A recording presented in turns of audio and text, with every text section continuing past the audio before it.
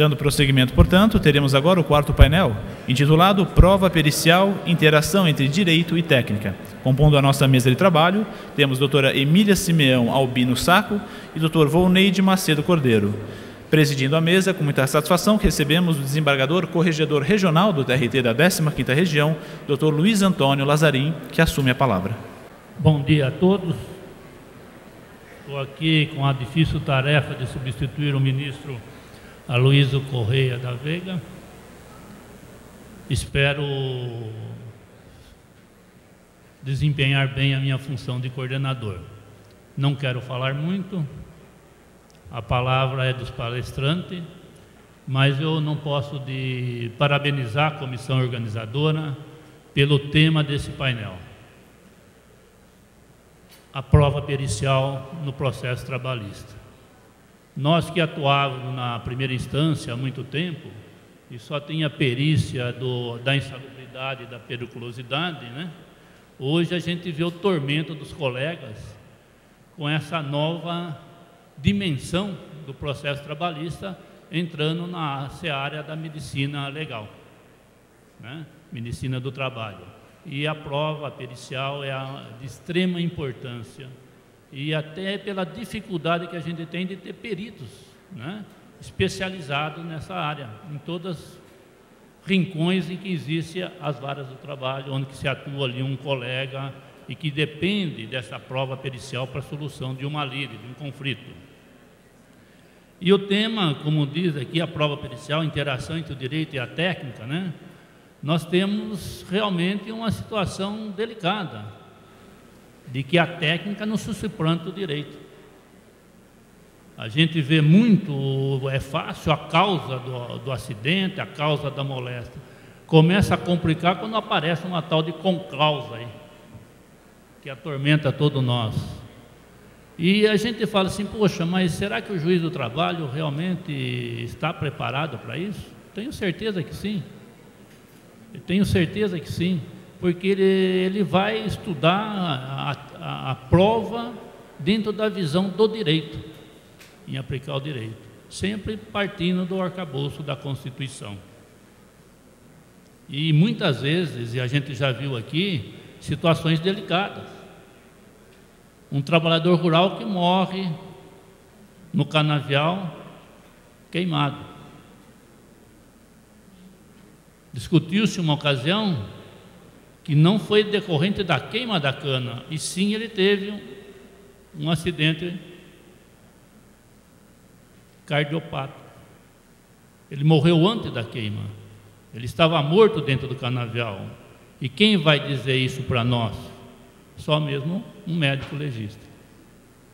Ou aquele trabalhador que sumiu nas moendas de uma usina, foi esmagado e depois foi picado na primeira etapa e depois esmagado pelos rolos. E aí a gente vai depender de uma prova pericial para dizer que aquele cidadão realmente, antes de cair dentro daquela esteira, ele estava bem e caiu ali por um acidente. E não, às vezes, por uma situação anterior que levou aquele resultado, uma situação de saúde. Então é dentro disso que a gente vê a dificuldade, a importância da prova pericial hoje para o juiz do trabalho, né? Para não dizer sobre a situação do trabalho a céu aberto. Muito pacífico pelo TST, né? Não tem adicional. Mas a prova pericial vem mostrando que tanto a fuligem quanto o calor é condição de se deferir algum direito ao trabalhador. Então, eu não quero me alongar não, como eu disse, eu não vou falar. Foi acertado aqui 40 minutos para cada palestrante. Começa pelo Dr. Vondei, nosso colega, que vem lá das Paraíbas, né? Que eu tive o prazer de estar lá em 2009, visitando o tribunal. É professor, desembargador, vou ser rápido, né? Ocupa cargo na escola da magistratura, tem muitos artigos, o currículo é extenso, participação de obras coletivas e algumas obras pessoais, a regulamentação das relações do trabalho, individuais e coletivos no âmbito do Mercosul, fundamento do direito processual do trabalho, manual de execução trabalhista e tudo aqui bem registrado. Como nós queremos ouvir a palestra dele e não o currículo, com a palavra do Dr. Volney. Excelentíssimo senhor doutor desembargador Luiz Antônio Lazarim, excelentíssima senhora doutora juíza Emília Simeão, membros do Tribunal Regional do Trabalho da 15ª Região, comissão organizadora, magistrados, advogados, estudantes presentes. Para mim é uma imensa honra comparecer mais uma vez a esse evento. Eu reputo um dos eventos mais grandiosos do mundo jurídico brasileiro. Participei aqui do 8º Congresso, e foi realizado no belíssimo Teatro de Paulínia, uma quantidade bastante relevante de participantes, e hoje me sinto absolutamente honrado em participar dessa nova versão, ainda mais grandiosa, ainda mais repleta de sucesso. Penso que tem uma responsabilidade muito grande e fico lisonjeado pelo convite e espero, pelo menos em parte, contribuir para o debate de questão tão relevante e tão tormentosa como é essa que foi apresentada pelo desembargador Lazarim na sua apresentação, na sua fala inicial. Na verdade, ao receber esse convite, fiquei um pouco preocupado na abordagem, porque a temática do painel, ela nasce de um problema concreto, de um problema do cotidiano forense, que aflige magistrados, advogados e operadores do direito como um todo, que é a atuação cognitiva, a atuação do juiz em face da prova técnica. Ou seja, o nosso ordenamento jurídico, especificamente o artigo 131 do CPC, ele apresenta uma retórica um tanto quanto perigosa em relação ao tema, porque diz, adotando o princípio do livre convencimento motivado, que o juiz não está adstrito à prova, podendo decidir contrariamente, desde que apresente outros fundamentos para tanto. Essa ressalva do princípio do livre convencimento, ela se torna complexa quando nós vamos abordar o problema relacionado à prova técnica. Por quê? Ora, se a prova é técnica, se a prova foi estruturada a partir de um saber não jurídico, o fundamento que eu irei utilizar para eventualmente afastar esta prova é um saber não jurídico, um saber tecnológico que, na maioria das vezes, o magistrado não domina. Essa aparente contradição, ela tem uma causa que não é jurídica. Nós vamos entender, e vamos tentar defender isso ao longo dessa exposição, que este desconforto gerado com a prova técnica, na verdade, ele não tem causas jurídicas. As causas, elas exorbitam o mundo do direito. Elas entram dentro daquilo que alguns autores, não jurídicos, têm falado no chamado fetiche da tecnologia, que, de fato, hoje, nós estamos criando uma tecnocracia, uma ditadura, na qual a certeza do conhecimento científico acaba por desvirtuar a própria prestação jurisdicional. E eu queria ilustrar esse início, essa afirmação inicial, com algo que pertence ao nosso dia a dia, não sei se... que seria aquilo que um professor americano da Universidade de Colômbia, o professor Richard Sherry, chama da cultura pop do direito, que, embora o raciocínio seja construído na sociedade americana, ele acaba, de certa forma, se adaptando muito bem à nossa cultura. E eu relaciono para vocês aqui um fenômeno pop da década anterior, que ainda persiste, que são as chamadas séries policiais, não é? Que tem várias, não é? Mas a chamar mais que faz mais sucesso é o chamado CSI, não é? Que é um grupo de detetives em Las Vegas, em Miami, em Nova York, não é? Especializados na análise da prova técnica. Em todos esses seriados, não é? E o professor Sharing adota isso, você ouve, não é? Aquele bordão quase que de forma ininterrupta: as evidências não mentem. Não é? Ora, se as evidências não mentem, e vamos ler aí evidências enquanto prova, para que juiz? Não é? E se vocês pensarem de maneira mais crítica, eu acho que todo mundo já teve oportunidade de visualizar algum episódio desse ou de um programa similar, não é? A partir do momento em que o perito identifica, por alguns processos mirabolantes, diga de passagem, que são criados, isso inclusive é dito pelo professor Sherry, causa problemas nas cortes americanas, porque como o sistema lá é baseado no jurado, o jurado assiste o programa televisivo e diz: olha, eu quero aquela técnica que eu vi no episódio de CSI. Aí o policial: mas isso não existe, isso só existe na ficção. Não é? O grande problema é que esta questão acaba ingressando no nosso imaginário popular, no imaginário popular, no imaginário da sociedade. E eu fico acreditando que a prova técnica, ela apresenta um grau de certeza que é infalível. Ou seja, o que nós concluímos da prova técnica, não é, tem grau de certeza absoluta. Na prática, não é assim. Não é? Mas, para que nós possamos entender que esse conhecimento científico não é absoluto, não é? E esse entendimento serve, de certa forma, para que nós quebremos aquela regra, ou quebremos aquele aparente paradoxo do artigo 131 do CPC. Ora, se os fundamentos têm de ser científicos, é porque eu estou partindo da premissa que aquela prova será sempre absoluta, será sempre irretocável. Muito bem. O que nós temos hoje em dia é que edificou-se a ideia de que a certeza científica, a certeza trazida pelo conhecimento científico, ela é absoluta, não é? E contrapõe, inclusive, a prestação jurisdicional. Não é?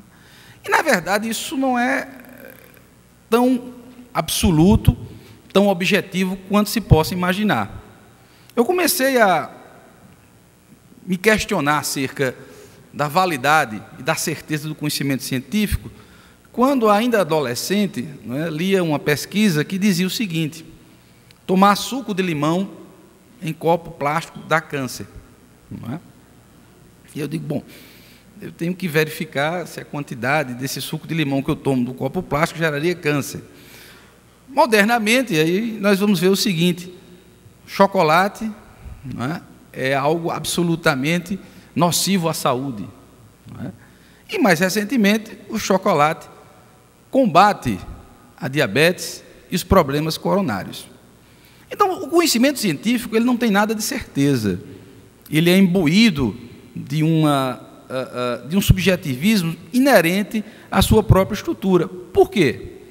Porque a conclusão científica, a tese, ela se torna irretocável, se torna incontestável apenas internamente. Ou seja, eu apresento uma hipótese, eu, enquanto cientista, demonstro aquela hipótese e chego a uma conclusão, chego a uma tese. Não é? Essa, do ponto de vista interno, enquanto ela sobrevive no seu ambiente, ela é válida. Mas há outras hipóteses que podem ser igualmente comprovadas de maneira confrontante. Então, a prova científica, não é? O conhecimento tecnológico, ele não é essencialmente objetivo. Ele não pode ter esse caráter hegemônico que se possa imaginar. Eu dou um exemplo, nós vamos entrar daqui a pouquinho nessa questão. O próprio exame, não é, genético, o próprio exame de DNA, confrontamento, ele nos apresenta 99,9% de certeza. Muito bem. Não é? Quanto ao positivo. E quanto ao negativo? Isso, inclusive, é objeto de pesquisa no âmbito do direito americano, não é? São os falsos negativos, decorrentes de erros procedimentais na execução da prova pericial. Não é? Contaminação, às vezes até dolo, não é? No próprio manuseio dos equipamentos, não é? Falso cruzamento dos dados. Então, aparentemente, você diz, o exame de DNA é infalível. É, internamente, se não é? Executado dentro das suas estruturas. Mas os elementos externos podem contradizer não é? A informação desse respectivo exame. Eu coloco o exame de DNA, não é? Porque, embora isso não seja parte da nossa atuação jurisdicional, da atuação da Justiça do Trabalho, não é? Ele sempre é colocado, é brandado como se fosse uma prova que mereceria não é? Esse caráter absoluto. E eu digo, mesmo nele, não é? Mesmo em relação a esses exames, podem surgir eventuais dúvidas. Então, esse conhecimento científico ele é dotado de uma falsa hegemonia. Não é? No entanto, esse discurso hegemônico, acaba influenciando os nossos julgados. E o julgado trabalhista. E vejam o problema do juiz, vejam o problema do operador do direito, quando diante de um bancário, não é? Que é portador de tenossinovite, tendo trabalhado 6 anos, não é? Vem um laudo pericial e diz, 6, 7, 8 anos, 10 anos, não quero especificar, a doença é degenerativa, não tem nexo de causalidade com aquela respectiva atividade. Não é? O senso comum, não é? A experiência do magistrado condutor, não é? Os precedentes em relação a determinadas empresas demonstram que aquele nexo existe, pelo menos do ponto de vista da concausa. Então, a prova pericial, que antes, ou que possa ser vista nesse aspecto hegemônico, como verdade, como certeza, ela tem de sofrer eventuais críticas no âmbito da cognição do juiz. E para que se faça essa crítica, eu não estou falando de um julgamento parcial, não estou falando de um julgamento tendencioso, mas de um julgamento técnico, não do ponto de vista da tecnologia científica, mas do ponto de vista da tecnologia do direito. Porque a busca da verdade no âmbito do processo, ela não se assemelha à busca da verdade científica, que tem outra perspectiva, que tem outra formação racional. Bom, então existiria, de certa forma, uma imprecisão fundamental, não é? E natural da prova técnica no processo do trabalho. Porque, de certa forma, de maneira não explícita, não é? Nós estamos voltando ao sistema da tarifação probatória. Eu estou dizendo o seguinte, a prioristicamente, a prova não é? Técnica, ela vale mais do que a prova testemunhal. Eu não posso afirmar isso de forma priorística. Obviamente, em concreto, a prova testemunhal, ela ocasionaria muito mais incertezas do que certezas trazem a prova técnica. Há uma diferença fundamental nesse discurso, e por isso minha preocupação em dar essa abordagem. Porque se eu passo de uma pré-compreensão, de uma análise prévia e preponderante da prova técnica, eu já vou eleger aquela prova como a prova exclusiva na consecução da verdade. Não é assim.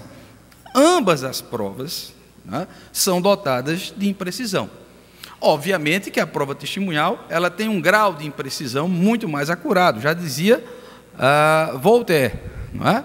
Que se eu ouvir 12.000 testemunhas, eu ouvirei 12.000 relatos, não é? Sobre o mesmo tema. Não é? Isso dito no século XVIII, não é? E que continua a ser verdade e sempre foi verdade. Não é? Bom, o problema dessa nossa questão é que, se nós vamos defender a tese de que não existe a prioristicamente uma preponderância íncita, fundamental da prova técnica, E não há isso. Veja bem, e eu faço até um parêntese aqui, falava com a doutora Emília há pouco, ia fazer uma abordagem mais teórica, não é? E ela vai se tratar mais da prova técnica em si, porque eu me ressinto muito no ambiente trabalhista, e digo isso, de uma análise de uma teoria nossa. Não é? Nós temos esse processo desenvolvendo esse tempo todo, e nós, com algumas manifestações isoladas, não temos uma doutrina forte, uma teoria forte acerca da prova no processo do trabalho, o que seria algo absolutamente necessário na nossa perspectiva. Então, tudo que a gente fala aqui é mais sobre a visão de um processo como um todo, do processo civil, aplicável ao processo do trabalho. Mas, quando se busca essa questão, o importante é que essa relativização da prova, ela não decorra do arbítrio do juiz, da vontade isolada do juiz, mas de um processo que, de certa forma, seja construído com um grau de logicidade. Não é que eu vou julgar contra a prova pericial porque quero, de forma autoritária. Eu vou julgar contra a prova pericial porque existem outros elementos probatórios capazes de desconstituir aquela verdade. Então, nós usaríamos não o critério subsuntivo, que é absolutamente perigoso dentro da prestação jurisdicional, mas o critério discricionário, ou seja, o juiz disporá, isso pode até contrariar alguns mais ortodoxos, mas já era dito por Carl Ingsch há mais de um século, a ideia da discricionariedade na prestação jurisdicional. Obviamente que ele fala do ponto de vista da interpretação, mas nós podemos defender a discricionariedade do ponto de vista da solução jurisdicional. E fugir dessa discricionariedade é criar tarifações probatórias. Nós temos uma tendência, uma perspectiva de buscar certas regras sólidas, regras pré-estabelecidas que determinem como essa prova pericial ou a prova vai ser apreciada. Isso, a título de ilustração,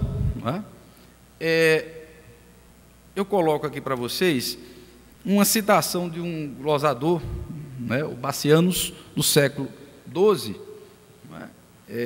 que diz o seguinte, da tradução do latim: é mais digna de interesse a voz viva das testemunhas do que a voz morta dos documentos. Por que eu trago essa citação de quase um milênio? Porque isso demonstra que nós temos uma tendência natural de tarifar a prova. E lá na época dos glosadores, pelo menos na visão dos primeiros glosadores, a prova testemunhal ela tinha mais credibilidade do que a prova documental. Essa citação histórica demonstra o seguinte, que a tarifação ela se dá, ou o estabelecimento de um sistema legal de provas, como modernamente se fala, ela se opera mais em função de aspectos histórico-políticos do que jurídicos. Na época, até pela incipiência do modo de escrever, você diria que a testemunha, ela valeria mais do que o documento. Obviamente, depois os glosadores criaram aquela regra que nós tentamos acabar ainda, depois de muito tempo, querer resgatar, ou seja, teste unus, teste nullus, ou seja, a única testemunha é incapaz de provar um fato. Esses arranjos são arranjos de origem histórica, arranjos que foram criados, de certa forma, para atender um determinado momento.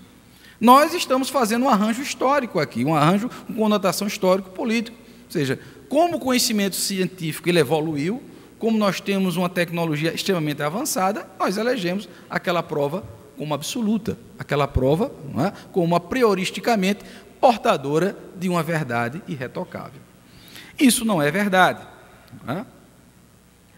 De fato, o que se tem é que o juiz dispõe, o juiz moderno, o juiz contemporâneo, dentro da sua perspectiva de busca da verdade, ele dispõe de uma discricionariedade nesse julgamento. Discricionariedade que pode ser, de certa forma, interpretada a partir do próprio artigo 131 do Código do Processo Civil, quando você, de certa forma, se desapega da ideia de fundamentos científicos diretos para contrariar a prova técnica. Ora, eu não necessito, eu não preciso, não é, de contrapor a prova internamente, dentro das suas próprias contradições. Eu posso lançar mão de outros elementos probatórios, de outros elementos que partiram da cognição do juiz para formar o seu convencimento. Porque se decidir também contrariamente à prova, a discricionariedade, ela passa a ser, não é, autoritarismo, não é? E a jurisdição não é autoritária. Há conceitos diferentes, não é? Há conotações diferentes nesse aspecto. Lênio Streck, ele faz bem essa distinção no seu capítulo inicial de verdade e consenso, não é? Obviamente na ótica da interpretação da norma, não é?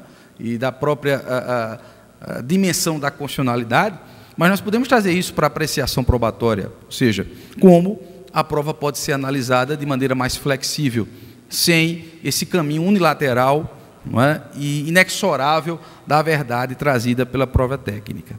E eu agrego outro fundamento. Não é? Nós não podemos nos esquecer, infelizmente, a nossa jurisprudência tem esquecido isso ao longo do tempo, que essa produção probatória ela é feita num ambiente de um subsistema processual de natureza protecionista. Não é?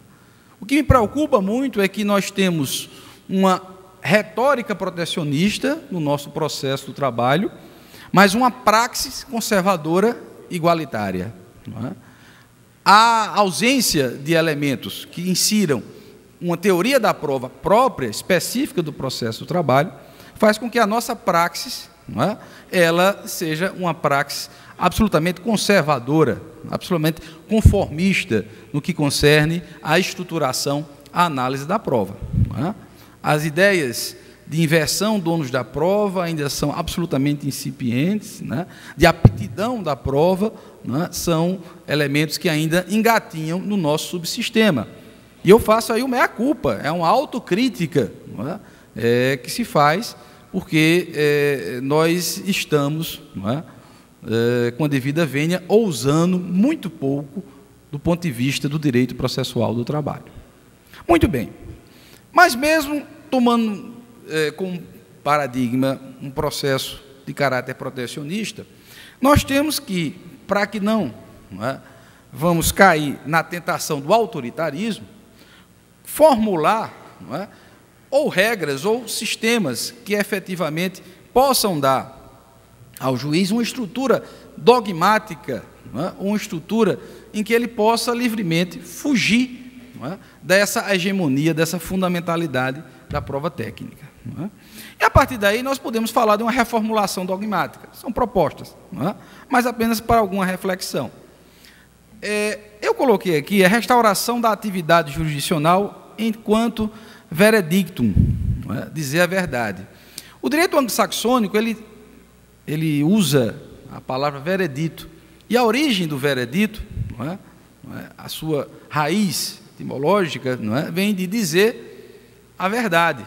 Não é? Então, a sentença, o ato do juiz de julgar, é muito mais do que um simples ato de apreciação probatória. É um ato de pesquisa e busca da verdade que está, vamos dizer assim, dispersa dentro das inúmeras versões que constam dos autos. Obviamente não é uma verdade absoluta, não é a verdade real. Essa verdade real jamais vai ser obtida. Não é tolice, não é, falar-se em verdade real. Isso não foi dito por mim, isso foi dito pelo processualista italiano Michele Tarufo. Não é? A verdade do processo civil, e mesmo o processo penal, é uma verdade formal. E aí, mais uma vez, eu abro parênteses, na praxis forense, digo, olha, o reclamante disse, em questão de horas extras, que trabalhava, às vezes ele trabalhava 2 horas por dia, dependendo da semana. Tinha semana que ele trabalhava 2 horas extras, tinha semana que ele não fazia horas extras, na outra semana ele fazia meia hora de horas extras e assim por diante. Como é que eu vou conseguir a verdade real nessa circunstância fática específica? Nunca. Nem os próprios participantes daquela relação jurídica são capazes de descrever uma jornada que represente fidedignamente aquilo que foi trabalhado.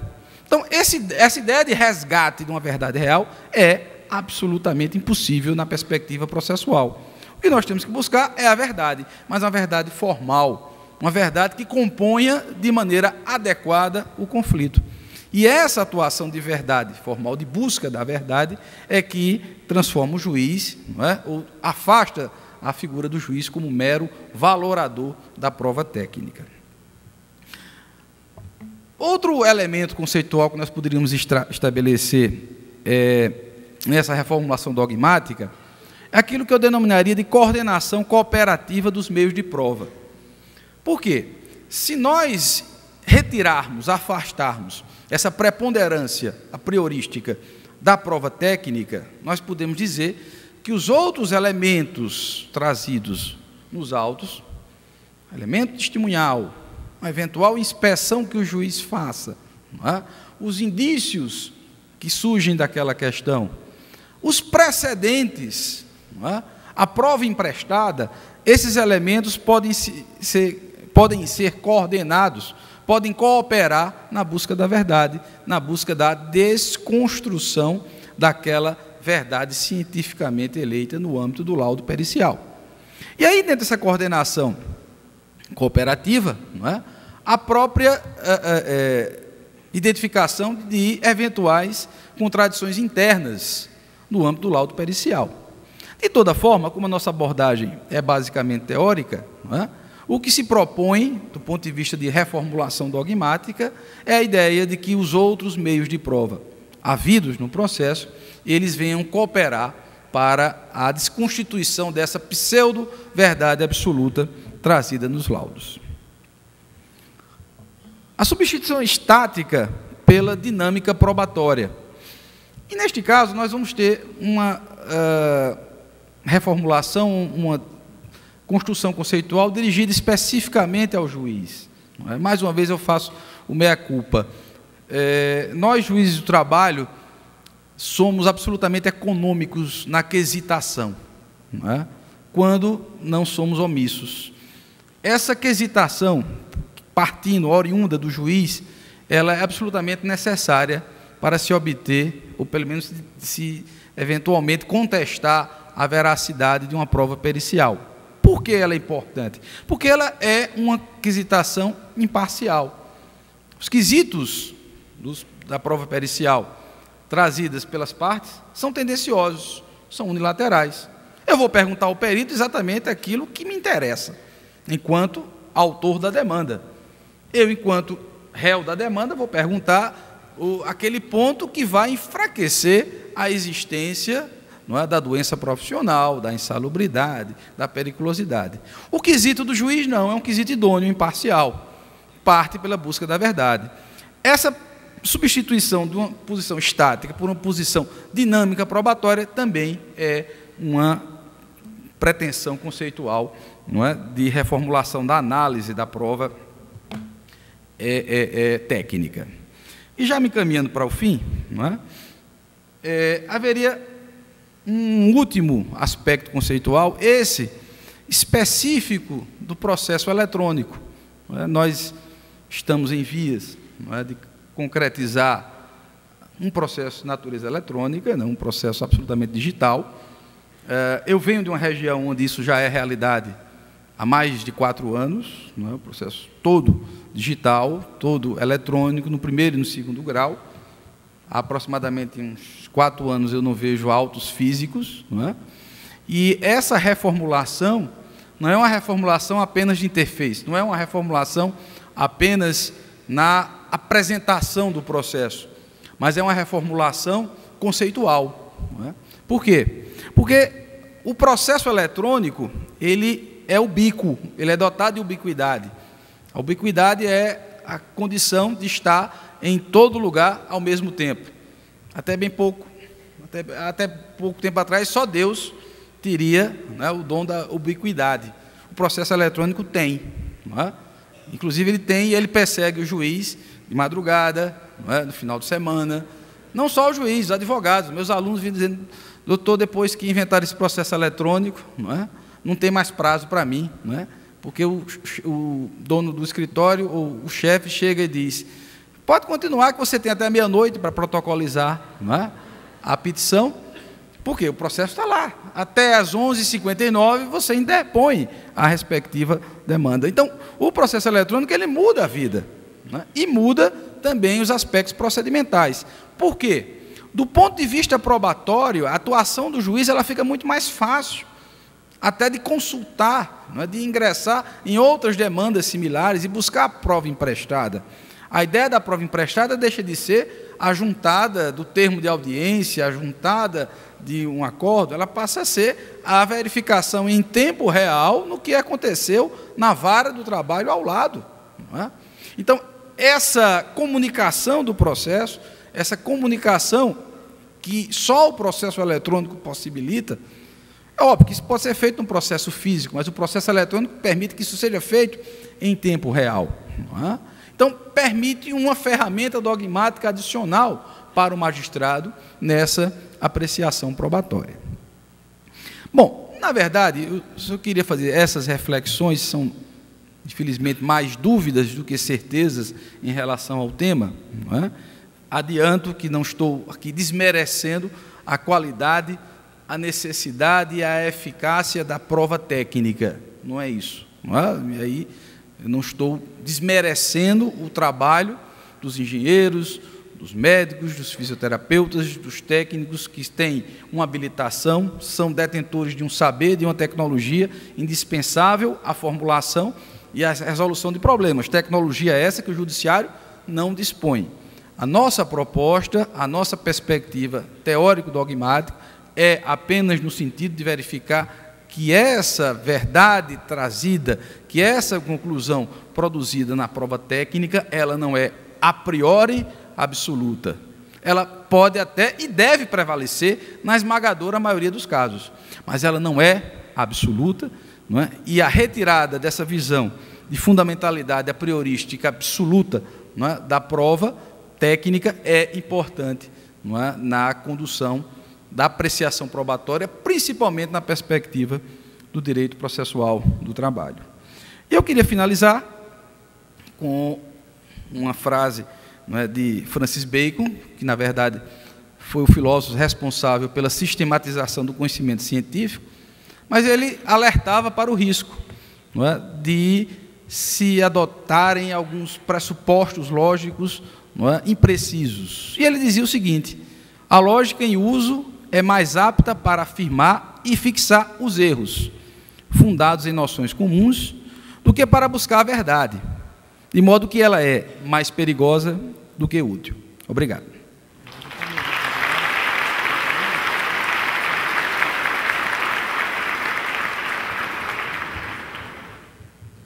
Como era esperado, né, o brilhantismo da palestra do nosso colega Volney, esse desafio do juiz do trabalho de construir os seus caminhos na prova pericial.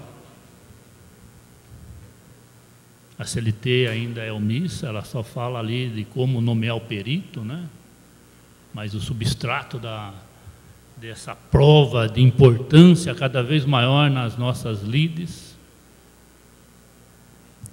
nos deparamos nos últimos tempos, que é o gargalo de cumprir meta, né? Não tem perito, o perito não cumpre prazo, e tudo isso daí, além do que esse trazer para o juiz o conhecimento científico. O Dr. Volney nos mostrou da importância da prova pericial, mas também que ela não é absoluta. E adentrou até no processo eletrônico, que a Paraíba é pioneira, né? Hoje, a prova emprestada é de convenção das partes, é do juiz. É um desafio também. O juiz pode buscar uma prova emprestada na busca da verdade, ou a prova emprestada só pode vir aos autos por convenção das partes. Então é um desafio, o mundo tecnológico. São Paulo e o Brasil viu aí, há uns dias atrás, um crime que começou com um tiro, depois houve um esquartejamento, e agora nós não sabemos ainda se foi o tiro, o esquartejamento que matou a vítima. Veio um perito e falou assim, olha, ele foi asfixiado. E está aí para decidir qual foi a causa da morte daquele cidadão. E no processo de trabalho é a mesma coisa. Muitas doenças taxadas como degenerativas, nem sempre são isso daí. Eles têm no ambiente de trabalho a sua causa maior, que é o não cuidado com o meio ambiente do trabalho que leva àquela situação do trabalhador.